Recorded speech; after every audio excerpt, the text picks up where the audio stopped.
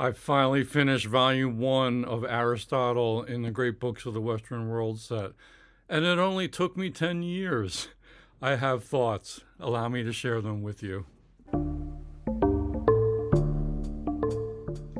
So here it is, volume 1, Aristotle. Let's review the treatises that were covered in this volume that took me 10 years to read. And I'll try to explain why it took me so long to get through it. We have the works on logic, including categories, on interpretation, prior analytics, posterior analytics, topics, and on sophistical refutations. We have physical treatises on physics, on the heavens, on generation and corruption, and meteorology. We have metaphysics. We have on the soul, and we have short physical treatises, which includes on sense and the sensible, on memory and reminiscence, on sleep and sleeplessness, on dreams, on prophesying by dreams, on longevity and shortness of life, on youth and old age. That's everything that's in volume 1. There is a volume 2. Get to that in a minute. But here's the story with Aristotle. As you know, if you've been watching the channel, this Great Books of the Western World set behind me has been a lifelong reading project ever since I was, a teenager, 17, 18 years old. And I've been slowly marching my way through and hopping around on these books. And Aristotle, I didn't really get around to starting him till about 10 years ago. So the backstory here is in 2014, I started to track my books read. I was doing it in OneNote, the Microsoft Office program, and now I do it in a few different places. I do it in Notion. I do it in an Amiga computer emulator database, and I also do it in just the MacBook's Notes app, which is great. That's really replaced OneNote for me. But I have been logging all the books I've finished since 2014, so I can go back and I noticed that I started reading these logic books by him in 2014. And to be honest, the logic was the hardest to get through. These were just very, very slow going. So it didn't take me 10 years reading Aristotle all the time to get through it. It was in dribs and drabs.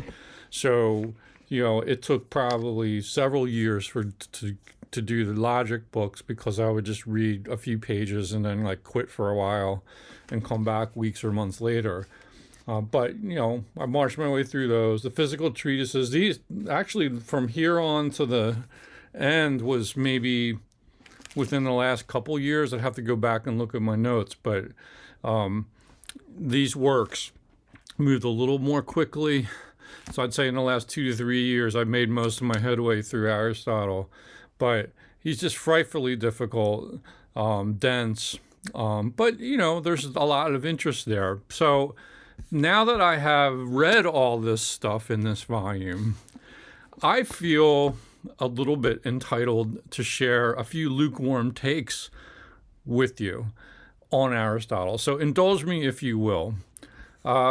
First of all, just these are basically, I would categorize these as impressions and small opinions. So Aristotle, for me, is a natural philosopher or a scientific philosopher. He wants to understand the world, and his reach seems to know no bounds at all. He's interested in literally everything, and he is obviously a foundational philosopher for all of philosophy, but especially for what we call the Western tradition in philosophy. So you basically have to grapple with him at some level.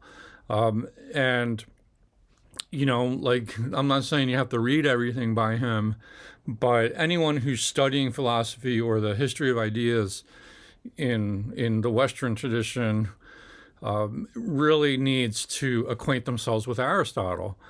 His logical treatises, his works on physics and metaphysics, these establish many of the topics that philosophers will be kicking around for the next 2,000 plus years. He sets the template for what I would call a scientific approach to reasoned inquiry. Now, much of his scientific work has obviously been superseded by modern science. And at this point, I would say his more natural philosophy works on biology, works on physics and things of that nature, meteorology. They're mostly of historical interest by this point. I mean, we don't look to Aristotle in the textbooks of science any longer. So if you want to understand astronomy and meteorology and physics and biology and zoology, psychology, chemistry, you're not going to take your marching orders from Aristotle anymore. But you might be interested in seeing where a lot of this approach starts.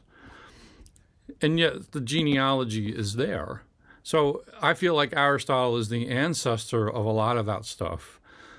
His methodological approach has endured longer than the conclusions that he drew from it. So if you follow my point here, what he discovered, let's say, on the heavens, he's talking about astronomy and so forth. Well, a lot of that just is sort of simply like wrong. It's incorrect or it's inaccurate. I mean, he did the best he could with the available tools that he had, but Aristotle didn't have telescopes, for instance. So, you're not going to read him to actually find out what the heavens are made of or how that works. You might have a historical interest in it, but what you do draw from it is his approach, his methodological approach. So the fact that he is observing nature, the fact that he is categorizing, classifying, describing, and all that, that's something that scientists do to this day. So having said that, even on that score, there's been some erosion. I mean, Aristotle, especially in the metaphysics, for instance, he talks a lot about causality. I guess he talks about this all through his work, but physics and some of the logic books, but causality, the four causes, and all that. Well, people don't really talk in those terms as much anymore. So there are aspects of his method that maybe have fallen by the wayside, but they're still of interest, and they've had an influence. But I do think at a higher level, the impulse behind Aristotle's approach continues to exert some kind of a force, or we're in the shadow of it. So here, again, is my sort of general impressions of how Aristotle likes to proceed when he writes a treatise on any topic that interests him. He aims to define that topic, and he usually does this by examining what previous philosophers have said about it and what public opinion may have said about it. And then he critiques those definitions, finds things wrong with them, tries to improve on them, and then he substitutes a stronger, more accurate definition.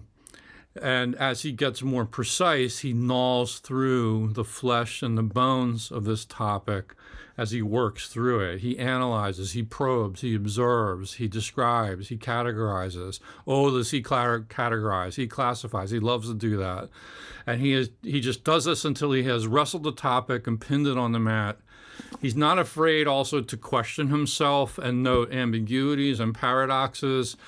He doesn't have all the answers in here, but he certainly makes a titanic effort to do the best he can to understand these topics. It's very impressive, this kind of hunger to acquire knowledge. There's no doubt that he was very ambitious in that regard. And yet, I feel like I'm left out in the cold a little bit by Aristotle's works in this volume. Why? Well, first of all, so many of these treatises were frightfully difficult and dense to read, especially the works on logic, Physics was a little better, but still really tough going. Metaphysics, I thought was going to be better, but it wasn't. It was like really tough slog, even though I read it much quicker than the works on logic. And I have to confess that you are now hearing the opinions of a partially blind man here. I plead levels of ignorance that should give you pause. I'm by no means an academic philosopher. I'm like an armchair philosopher, but I am no expert on Aristotle. And there could be a lot that has flown way over my head that I don't get. So feel free to correct me and reprimand me in the comments if you so wish. And yet, I slogged through all this, so I do feel like I'm qualified to weigh in with some of my, impressions about it. And, okay, so it's complex. I have mixed feelings about Aristotle. Like, I respect his inquisitiveness. I respect his intellectual curiosity, his fascination with the physical world, the natural world. And I acknowledge how fundamental his logic is. I mean, people are still talking about this today. It's amazing. Like, he gives you all these instruments for thinking, these tools for thinking. And it's kind of mind-blowing, like, how capacious his mind was and how capable he was to do all this. But at the same time, I kind of feel like he's a colonizer who has come into a foreign land. He takes, and the land is this like topic space that he wants to explore. He comes into this foreign land. He takes it over by force. He marshals up his armies. He sets up a system of order. And the subject, having been subdued, is then somehow changed by that process. Like, that's kind of like a colonial force kind of coming in. Like, the people who are subjugated are kind of changed by that interaction.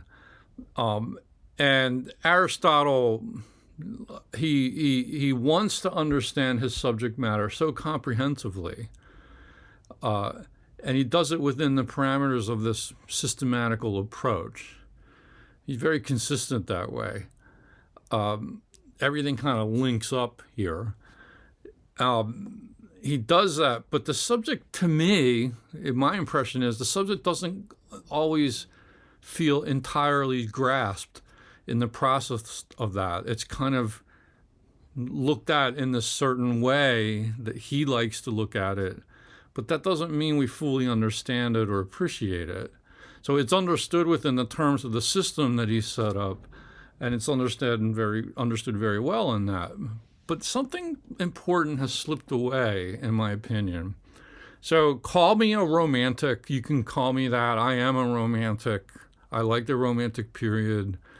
I have a mystical side to my personality that's interested in that kind of things. So again, buyer beware.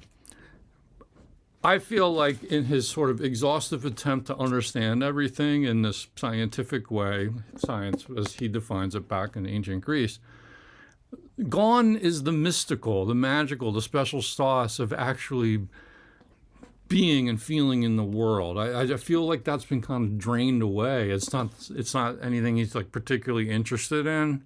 So in that regard, I guess I want him to be more of an existentialist, more of a phenomenologist, but he's not. Like, that's just not what he does.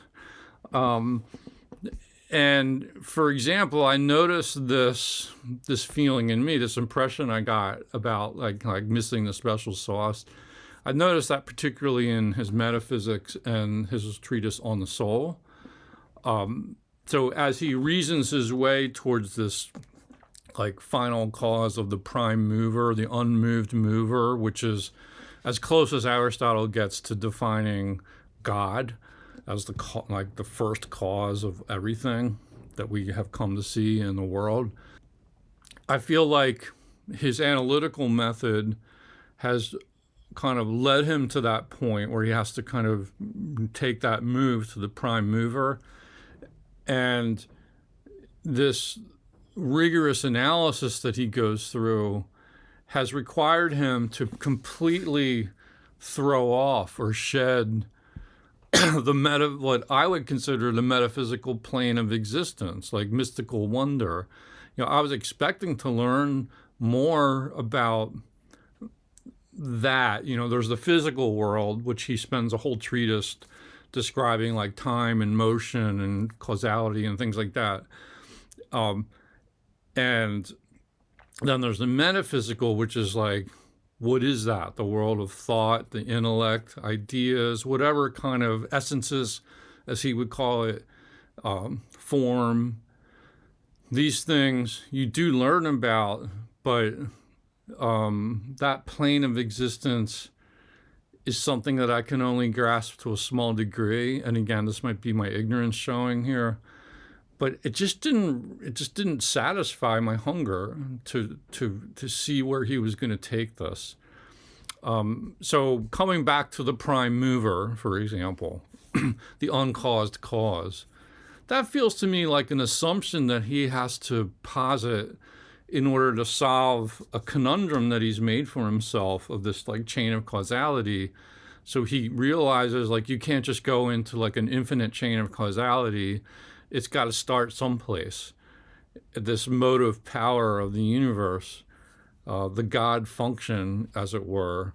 But to me, like that's just such a narrow, kind of small, poor excuse for what I would think of as God, the creator of the universe. It's about as godless of a God as you could imagine, which is fine if you believe in that kind of thing. I imagine like agnostics and atheists might find a lot to like in Aristotle's conception of the prime mover. Okay, fine. It's not a personal God. He's got no interest in that. He doesn't seem to think that that's correct at all. And Aristotle has good reasons for believing this prime mover to be what it is. That's fine and dandy. But I feel like something ineffable, something beyond my limited understanding as a human being has not been touched. Like it's almost like Aristotle has reduced God to like human size and it made it something that we can grasp intellectually, but it just feels off to me. I don't know if any of you folks out there would agree with that or not, but just the magnitude, the transcendence, whatever God is, if you believe in a God, I feel like whatever holds this universe together and wherever it comes from is so transcendent that I can only get like a smidgen of what that is all about. And yeah, anyway, that same kind of notion applies to his description of the soul in the work on the soul. So what about the inner life of the soul? Well, I thought when I was reading on the soul that I was going to get more about consciousness, about like what is the phenomenology of like existing in and with my body and so forth. And we would get into discussions about whether the soul, number one, whether it exists, but also whether it survives the body after death. And he does address some of that. I don't think Aristotle believes the soul survives the body. The soul here is also kind of reduced to things that he is capable of describing and classifying and categorizing, which he likes to do. So basically, we have a lengthy discussion in this work about sensory perception, the five senses and so forth, and how that kind of channels into the mind. And the soul becomes the form of the body. It's like the essence of a living thing.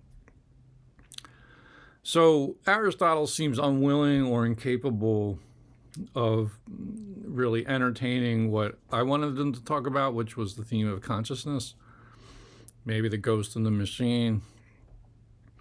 He'd much rather explain the mechanics of sensation and observe the inner workings of sensation and memory, all of which is very interesting. It's a useful text, and I probably will go back to read it again someday. But that's what makes him a good scientist. And it's that cool, collected method that no doubt inspired the scientific revolution later, many years later,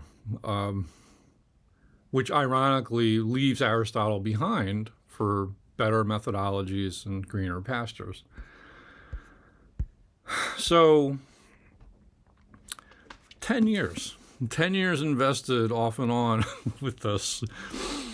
After living so long with Aristotle's way of seeing the world, I feel a little weary, to be honest. I feel a little bereft, maybe even almost depressed. Is this all there is? Is all that there is to knowledge just to understand the world as it is, as it looks, to describe the mechanics of it, to classify it? I feel a bit disenchanted with the world as Aristotle sees it. It's not good enough for me to understand the world, to have an explanation for the world, a scheme to explain how it works. This is why I don't consider myself a scientist. We have scientists for that. They do a very good job at that. I want to know why it matters. Like, what's, the for who, for what? Like, what is this stuff that dreams are made of? What is this quintessence of dust? I don't think you're going to find those answers completely satisfactorily answered in Aristotle. You're going to have to go elsewhere for them. You might have to go to other philosophers. You may have to go into literature, art, religion, mythology, a mixture of those. You might have to go east into the Eastern religions and philosophies, thinking especially of Buddhism. They seem to have more satisfying answers to some of these questions than Aristotle does. It's the wildness, it's the spark, the wonder of it all that has somewhat slipped through the cracks between all his syllogisms and enthymemes and his four causes and these, relentless categorizations that he likes to do. And here's another thought I have about Aristotle. And I just came to this as I was finishing the works on the soul and those short treatises at the end. Aristotle and the ancient Greek and Roman schools of philosophy produced amazing work. We should all familiarize ourselves with these traditions. Like, I'm not saying don't read Aristotle. I think you should read Aristotle. Maybe not all of them, but read a good dose of him. You'll understand where we come from a lot better as a result of that. But I now realize there's like this void inside of Aristotle, this emptiness or vacuum that begs to be filled. And maybe that's why a few hundred years after Aristotle was writing and these other philosophers were philosophizing, maybe that's why we see the rise of religions like Christianity and then after that Islam. Did people feel some need for a re-enchantment of the world? Like, as all this Greco-Roman philosophy was kind of like compiling lots of information and approaches and understanding the world so much better, did people recognize that something was missing? Something was getting lost and all that? I don't know. I haven't studied it. But it's just a thought that, like, out of all this kind of, quote, certainty about things comes this kind of mystical influx in, Christianity and then Islam. And as you go forward in the tradition of Western philosophy, you get into medieval philosophy, which I've studied a little bit of that. I took a course in medieval philosophy as an undergraduate, by no means an expert, but it was interesting. medieval philosophy is starting to make a lot more sense to me now. And eventually, I'm going to get to Thomas Aquinas in this great book set behind me. And he, of course, was the scholastic philosopher who attempted a grand synthesis of Aristotelian thought with Christian doctrine. I can see why he felt the need to do that, I think. So this is something I want to think about a little bit more. And I think these things run in cycles as well. So here we are. We're in the 21st century. It's a world that's afflicted by societies that I can only describe as bipolar. On the one hand, we have some fanatical religious zealots out there. It doesn't even matter what religion it is. They're out there. And on the other side, we have maybe the majority, I think it is the majority of people, who are non-religious. They're like the disaffected masses who just comfortably accept the marvels of modern science and technology. They don't have much grasp of how any of this world works. They just trust in it. They benefit from it, and so forth. We also have a dominant economic system, capitalism, that's marvelous at producing wealth and commodities, but it isn't very spiritually satisfying, is it? And you could argue that the world we live in has become disenchanted again. The world of ideas has been deconstructed. It's been torn asunder. And in its place, we have a lot of shallow thinking. We have fake news, we have junk science, we have cynicism, we have advertising, we have propaganda, and we have people who just have a blind faith in the all-seeing powers of technology, as if technology is going to solve all our ills, and all we have to do is believe in it. Well, that's not very much of a God that I want to believe in. So maybe we've reached the end of history. No. We have not reached the end of history. It's never the end of history until the lights go out. So this idea that maybe we've kind of cycled back into a disenchanted world, and, this hasn't just happened. I mean, I think this has been an ongoing thing, maybe since the middle of the 20th century. That intrigues me. It's something I want to think about a little bit more. It's interesting to see where all this will lead. I wonder if in decades from now or hundreds of years from now, there's going to be a re-enchantment of the world again. I don't know what that would even look like. Anyway, that's just a few scattered, meandering impressions of Aristotle. I have already turned to volume 2 of his works. And I want to just look at where we're headed with this. We've got about 200 and 300 some pages of biological treatises. So we have history of animals, on the parts of animals, on the motion of animals, on the gait of animals, and on the generation of animals. I'm already reading History of Animals, which, good news is, much easier to read. Basically, this is lots of description and classification of animals, body parts, the inner and outer. Kind of interesting if you like biology and anatomy and things of that sort. Again, amazing what Aristotle covered, the ground that he covered, given the time he lived in. So there's that. And then we have Nicomachean Ethics, which I've read several times. I've taught that book before, so I'm going to skip over that one. Politics, which I've read once before in an Oxford University edition, so I'm going to skip that one, come back to it another day, but, I've already read it. Athenian Constitution, which I haven't read and I want to read. Rhetoric, which I've always meant to read. I've only read, small passages from Rhetoric.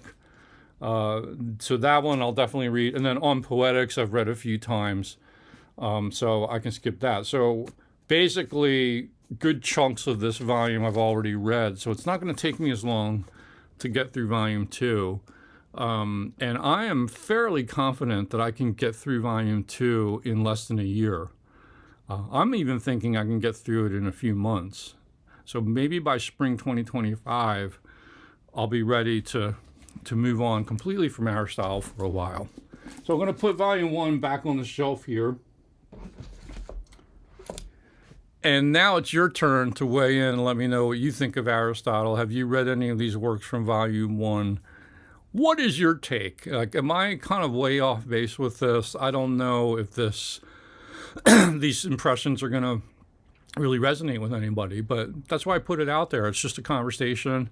I don't regret reading this. I don't regret spending 10 years, like, off and on, plowing through Aristotle.